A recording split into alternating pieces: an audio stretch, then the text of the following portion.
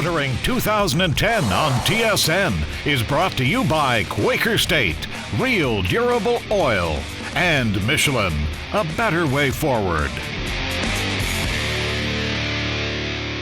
You know, one of the side benefits of working on motoring is getting to travel this country we call Canada and witness its stunning beauty from coast to coast. Well, this week we're on the West Coast in the Kelowna-Okanagan Valley region of British Columbia. We're here to check out a new vehicle by General Motors. And earlier, a GM exec said to me that last year was simply the year from hell. Well, business is improving. We'll talk more about that later on. But one of the reasons for the optimism around the company is because of the success of two of its oldest brands, Cadillac and Buick. Heck, they've been around for over 100 years. The trouble is, many of their owners are about the same age.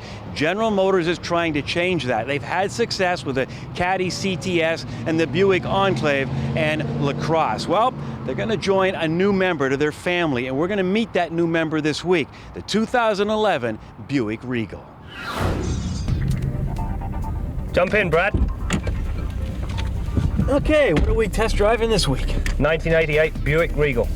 It's got a 2.8 litre V6 engine under the hood, 4-speed automatic overdrive transmission. Should be fun.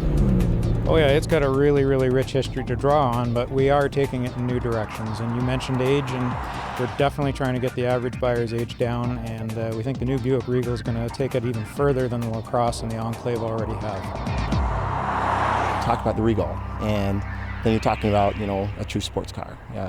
Something that's a sports luxury car where you're still buying something that's very premium, but something that you can take out, you know, on an afternoon and still be happy with. You know, I think one of the big reasons for the so-called renaissance of General Motors is the improvement in their interiors.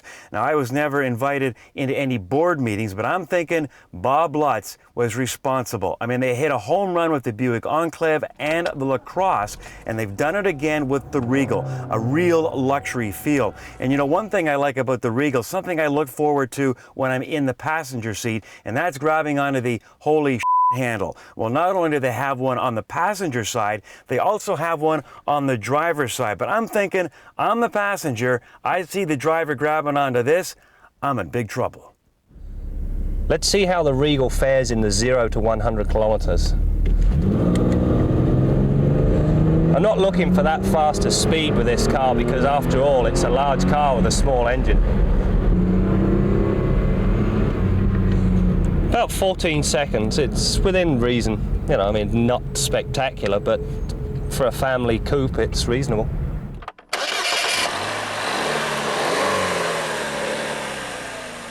The base powertrain is a 2.4 litre EcoTec. It's a great, smooth powertrain, providing great performance, yet, you know, great fuel efficiency. One of the things that I really like about this powertrain is the fact that it meets what you need in everyday driving, and you can still have a little bit of fun, but all the time you got great fuel efficiency. Then there's the turbo. The turbo model really is for spirited driving. At 220 horsepower and 258 pound-feet of torque at just 2,000 RPM. You know, this is a type of engine that, you know, you take out and you push a little bit and it makes you feel happy, puts a smile on your face. Why no 6? Well, to be honest, when you look at the numbers we're getting out of the 4s, you'll see that the performance lines up right on top of or even ahead of a lot of the competitor V6s out there. And we've got a really nice torque number with that you're getting early in the RPM cycle. So the performance we're getting out of this matches those V6s, but the fuel economy is a 4-cylinder. You know, the average age of a Buick buyer in North America is 68. In China, and you ready for this? It's 32. Now, General Motors would be just as happy in North America if they could get the age down around 40 or 50. But the question is, what do the Chinese know that we don't know? It's demonstrating what their new products are doing over in China and appealing to a whole new generation of people. We think the more people that get in the new Buicks we're launching here, the more we're going to see that age drop here in North America as well. The things I really like about the car are the fact that it's got, you know, a nice white stance, the fact that it's got, you know, the flared wells and the nice big wheels, the fact that the vehicle, generally as it sits there, it actually looks like it's already fluidly moving. Your dad's Buick? No, definitely not. You know, the Buick Regal is simply an Opel insignia with a different badge, but that is not a bad thing. You see, the Opel was Europe's car of the year in 2009. In fact, the best-selling car in Europe. And the first batch of Regals coming to North America are being sourced from Germany. And they do know a little bit about building cars. So you got to think from a marketing point of view that the Autobahn connection just might sell a few of these babies. The decision for bringing it from Germany, I think, was fantastic in that, you know, we get the car to market faster. The customer gets to experience it earlier. It's great for the brand. And, you know, at the end of the day, you know, we're going to be building in Canada, in Oshawa, and, you know, it can only get better. It's set up to be a very sporty driving car, and so people that really appreciate a fun driving experience in a really nice package are going to look at this and go, wow, now this is a Buick that I can really sign up for. So we're really optimistic. My pet peeve with the Buick Regal is the location of the door handles. Why on earth they couldn't leave them on the door where they were supposed to be is beyond me. One thing I'd like to say is that this car and you know, how good it is, it'll change the way people, you know, think about and look at Buick. Well, you can see that the weather is turning. Is the industry turning too? More later on Kenzie's Corner.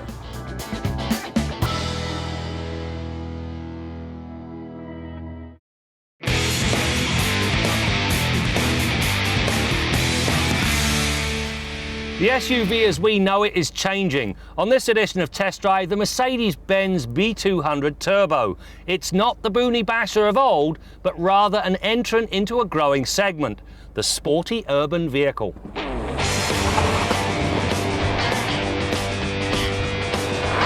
The sporty part of the B200 tested comes from the addition of a turbocharger to the 2-litre 4-cylinder engine. In mortal guise, the B200 and its 134 horsepower engine is, well, let's just say a bit of a dog.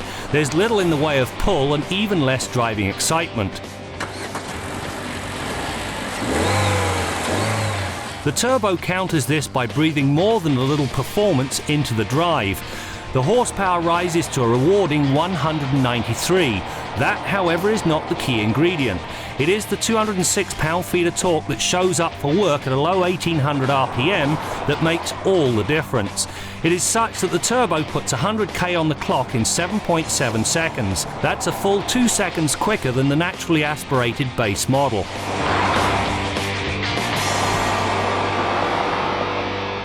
First impressions of this B200 suggest the cabin's a little drab and it's primarily the black on black finish. However, look a little deeper and the material's very nice. The dash is a soft touch material and this stuff on the center stack is very nice indeed. The seats are very comfortable and you get all of the usual power toys. You also get on this model this panoramic sunroof. The first panel flips up to form a windshield, the rest of them fold back and stack up at the back of the roof. It really does serve to open up the cabin very nicely. Perhaps the only gripe is the gas pedal's linearity. Roll into the throttle gently and very little happens. Squeeze just a tad harder and the turbo takes off like a scalded cat. The rear environment of this B200 has been fairly well thought through. There's plenty of knee room, plenty of headroom, and if you're brave, enough width to carry 3 people in the back seat in relative comfort. There is, however, somewhat of an anomaly, and it boils down to the sandwich-style floor pan. This thing, because it's like a sandwich, the step down to the road is further than you expect. Now that's not so much a problem as it is an inconvenience. Normally I can't abide continuously variable transmissions because of the operational logic and the noise whenever the gas pedal is matted. The B200 is different as it's one of the best CVTs I've tested. The secret lies to its comfort and sport modes and the fact that the driver can shift through 7 predetermined ratios manually. The net result is far less painful. The fact the turbo brings things to a boil quickly also means there's much less need to lean on the gas pedal in the first place. There's a lot of utility built into this B200. To begin with, 19.1 cubic feet with the seats upright and 54 cubic feet when you fold them flat. You also get a nice flat floor and a couple of features worth mentioning. First of all, if you have to stop the vehicle in a hurry, there is steel on the back of the seat. That means your back is protected. The second thing, with the load floor in this position, it's nice and flush and you've got cargo space underneath. What if you need to carry a larger box? Not a problem. You simply flip it. Now you've increased the load height. The turbo also handles a fast sweeping curve in stride. Yes, there is some initial body roll, but once the suspension takes a set, it rides out the corner smoothly. Likewise, understeer is far enough out, it's seldom an issue.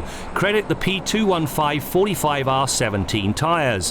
When the B does begin to drift, the electronic stability control system reins it in gently.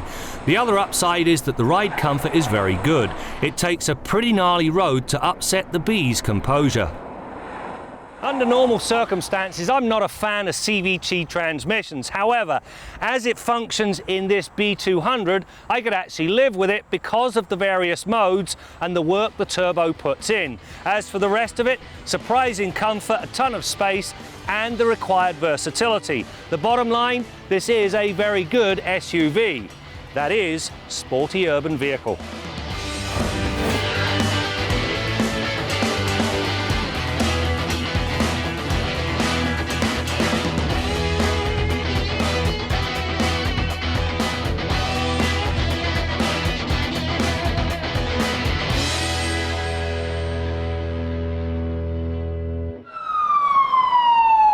Time to update our long-term Buick Lacrosse. You know, years ago, we spent a day with an ambulance driver who told me always beware of the hat. Even rushing to an emergency, if the driver in front of him was sporting a hat, he was probably elderly and probably driving a Buick. I know, not what the general wants to hear. Well, Buick is reinventing itself, and this Lacrosse is a good example of the direction they want to go. Sure, you can wear a hat, it's got a quiet and smooth drive, but it also has a little style and lots of class, with the interior matching any premium European sedan. It also has some great handling, something the old Allure did not have.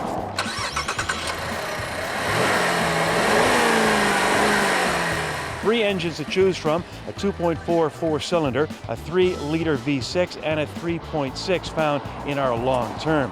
The Lacrosse also comes in front and all-wheel drive. You know, I drive a lot of vehicles, but I gotta tell you, so far I love this Buick, with and without a hat. Is there anything I don't like? Well, stay tuned as our long-term relationship continues.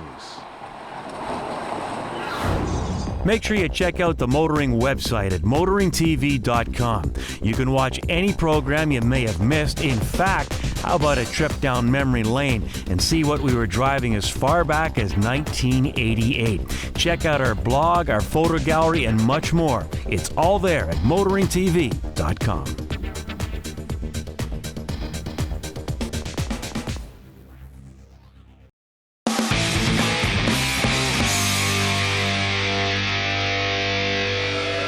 So the Formula One engine oil, it's there to cool the engine, but also to protect it and to clean it, reduce the friction. Pretty much the same things that the oil does in your car, but at a much more advanced level, very high temperatures, very high pressures. But because the basics of what the oil is doing are the same as in your car, we're able to transfer technology from what we're learning in Formula One into our commercial products. You know, you can bet that General Motors is hoping that the new Regal will be as successful as its siblings, the Lacrosse and the Enclave, because these two vehicles have given people at GM a chance to do something they haven't done in a long time, and that is smile. Last year was brutal for General Motors. Everybody knows the story. It was a real time to step away from everything and reassess what we need to be all about as a company. We were given a second chance that we will be forever grateful for. We've started off 2010 on a whole new footing, and you know, we're posting some really solid results, and our new cars are selling really well with customers, which tells us we're headed in the right direction. Everybody wants to be number one. Your thoughts on it? I think a lot of people felt that that was what was one of the problems with General Motors before. We just got too big for our own good. And, we're having another look at things now. Are we going to gun for growth? Yes. Would it be nice to be number one? It would. But we're not going to do that at the cost of being a viable, profitable company. So at the end of the day, as our new president, Kevin Williams, said, if we're a very profitable number two, we can live with that, but we're going to gun for doing the best we can with our strategy of profitable growth. Nice to be smiling again. Absolutely. This is a lot more fun being out in 2010, seeing the success of these cars in the marketplace and having lots more coming like the Regal to grow with. All right, now let's head to the Quaker State Garage and join Bill Gardiner. Hey Brad, I'll tell you what puts a smile on my face and nothing like it. 550 horsepower underneath my right foot. Brad, this is what's been putting a smile on my face for the last week. The 2011 Shelby GT500, the famous Carroll Shelby Cobra logo on both front fenders, in the grille, and on the tail of the car. Now at 550 horsepower, that already makes this an extremely rare car. But there are a few other exotic cars in the world with that kind of power, but they all cost in excess of $200,000 in most cases. The Shelby GT500 for 2011, I'm looking at the Ford price tag right here, the list price, $58,999. This particular car has a track pack and a few other options that bump the price up to $63,423. That's quite a saving over those European exotics. So if you're an American muscle car fan, you gotta love this. Let's have a look under the hood at just how they did it. Ford gets the tremendous horsepower out of the GT500 by supercharging the 5.4 liter V8 engine.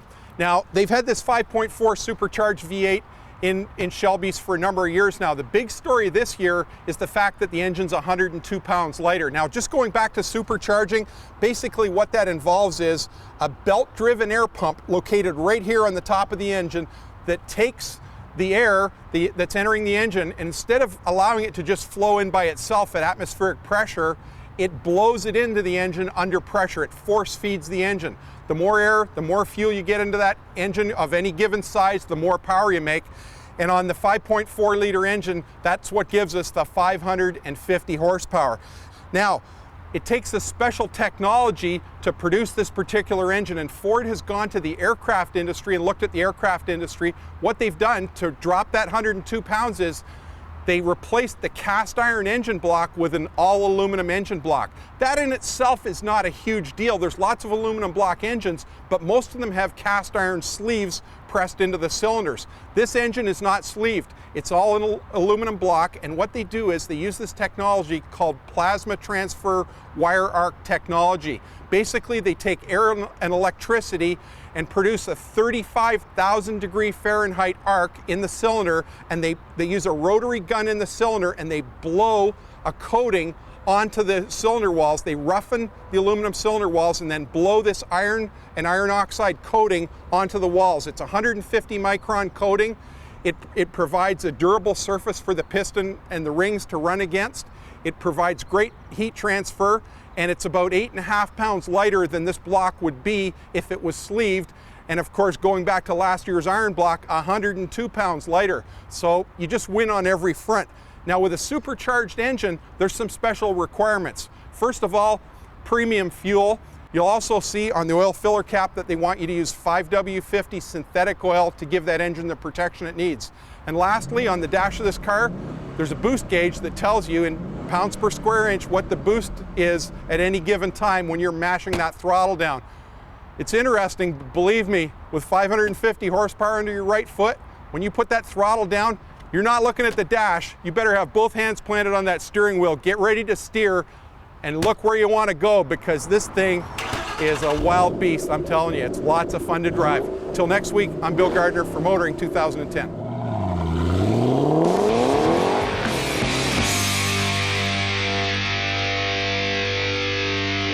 Closed captioning of Motoring 2010 is brought to you by the most fuel-efficient crossover on the highway, the all-new Chevy Equinox.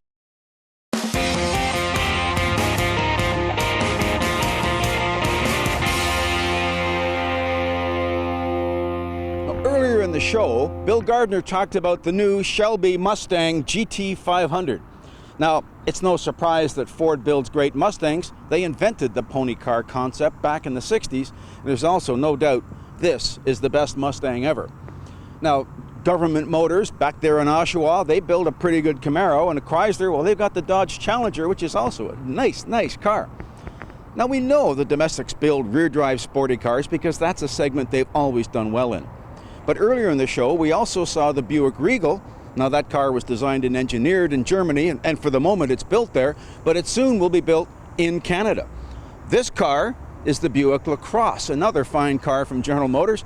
It's a bigger car, and you look at that thing and you say, holy cow, I didn't know Buick built cars that look that good. It also rides and drives really well and gets tremendous fuel consumption as well. Now, you can be forgiven for being a little nervous about buying a domestic car because, yeah, there's been some quality issues over the years. The fact is, the gap between the best and the worst cars has shrunk in the last 15 years, and probably the worst car today would be no worse than mid-pack in the old days. Things have really gotten tighter, and in some surveys, domestics actually do better than the imports. So you've got great-looking cars that ride and drive really well, and they got great fuel consumption, because you know that a reputation can be lost in a day. It takes 20 years to recover. That's what the domestics are doing. So if you're in the market for a new car, you might just give your domestic dealer a bit of a chance. I'm Jim Kenzie. You know, my late father was an Oldsmobile Buick guy, and I know he would not have been happy to hear that General Motors had dumped Oldsmobile, and I don't think he would have liked the Buick Rendezvous. But that was then. Today, if he was here, he may not understand what a crossover is, but I think he would like the Enclave, and I know he would like the Buick Lacrosse. As for the new Regal, well, I hate to say this, but it would not be his cup of tea. The reason? He was a little too old, and I think it'd be much too sporty for him, and that's what General Motors wants to hear. They want to hear that this is not your father's Buick. As for me, I really like the car, more than impressed with the handling. I love going into the corners, and so did the vehicle. As I mentioned earlier, top-notch interior, and as for the powertrain, well, I drove the 2.4. It was adequate. I did not get a chance to drive the 2-liter turbo, but I did talk to some other journalists who drove it, and they gave it the thumbs up with that extra 40 horsepower. My advice, test drive them both. Before we go, a reminder to join us on Facebook and check out our new and improved website for the total motoring experience. That's it for now. We'll see you next time as we continue to bring you more stories about cars and the people who drive them. One of the concerns of the previous model was fuel economy, and we've changed that significantly with an all-new V6, 290 horsepower, 32 mile to the gallon vehicle, capable of a 1,049 kilometer range. That's enough to get to Toronto, to Montreal, and back on a tank of gas. Motoring 2010 on TSN has been brought to you by Quaker State, Real Durable Oil, and Michelin, a better way forward.